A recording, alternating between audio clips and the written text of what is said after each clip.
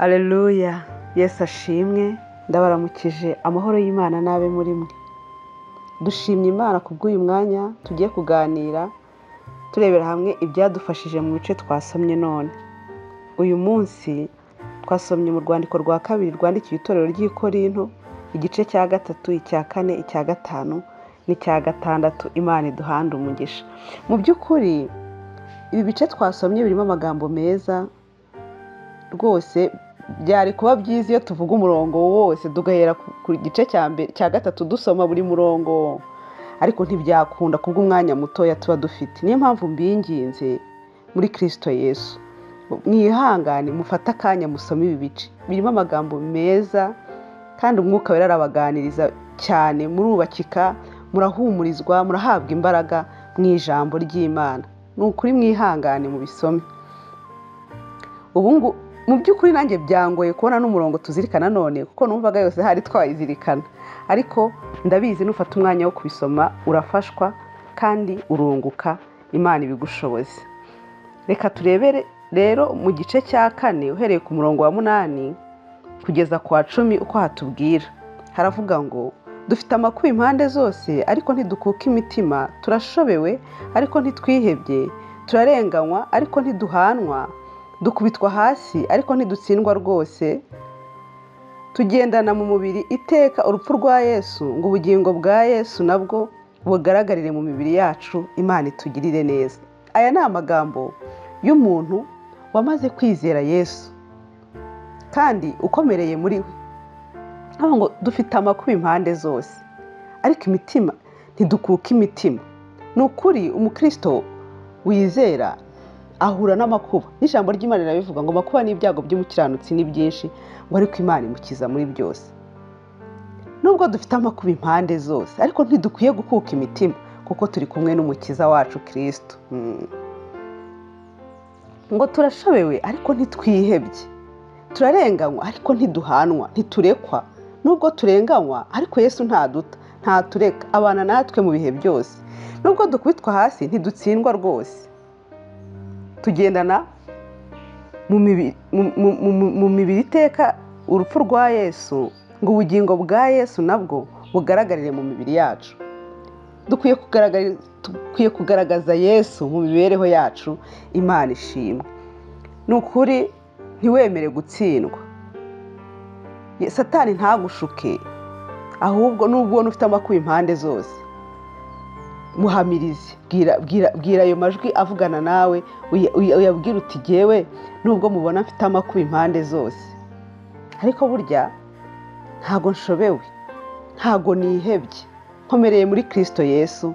Imana itugirire neza. Ku murongo wa 13 haranditse ngo ariko dufite uwo mutima wizera uvuga mu byanditswe ngo nizeye nicyo cyatumye mvuga. Natwe turizeye nicyo gituma tuvuga. Imana ishimwe. Uyu murongo wamfashije cyane pe. Utwagufashije utagufashije iki? Akenshi hari igihe tuvuga dukurikije ibidukikije, dukurikije ibyo tubona, dukurikije aho duhagaze, dukurikije uburyo tubayeho muri icyo gihe, ariko ntabwo ariko bikwiriye. Dukwiriye kuvuga uko twizera. Dukwiye kwatura ibyo twizera. Imana itugirire neza. Ntabwo ukwiye kuvuga bingana n'umubabaro ufite, ntabwo ukwiye kuvuga bingana n'ibikomere byawe. Oya, dukwiye kuvuga kuko twizeye. Tugira ijambo tuvuga ryo kwizera riturema imitima, ridukomeza. Niyo mpamvu nawe nkwinginga ngo ujye wirinda mu byo watura, ngo ujye uvuga, uvugishwe no kwizera. Wature kwizera kwawe, uvuga impamvu z'ibyiringiro byawe kuruta uko watura aho uhagaze n'ibyo ubona bigukikije. Oya, nubwo ubona uri kumwe n'ibikugose by'uburyo butandukanye kandi bikugoye, ariko ntabwo ari aho destination yawe iri, ntabwo ari aho iherezo ryawe riri. Ahubwo vuga kwizera kwawe, atura ibyiringiro by'umutima wawe, niho kunesha kuri. Imana ikugirire neza kandi Imana igufashe. Ku murongo wa 16 haranditse ngo nicyo gituma tudacogora, kandi nubwo umuntu wacu w'inyuma asaza, umuntu wacu w'imbere ahora ahinduka mushya uko bukeye. Imana ishimwe. Uyu muntu wacu w'inyuma arasaza rwose, arasaza, azana iminkanyari, umuntu arasaza nyine, twese turabizi. Ariko umuntu wizeye, wikomeje kuri Kristo, umuntu w'imbere we ahora ahinduka mushya. Umuntu w'umwuka ahora ahinduka mushya, ahora yunguka kumenya Imana, ahora ahabwa imbaraga nshya. Imana ishimwe. Ngo ko kubabazwa kwacu kw'igihwayihwayi kw'akanya ka none kwiyongeranya kuturemera ubwiza bw'iteka ryose bukomeye. Imana ishimwe.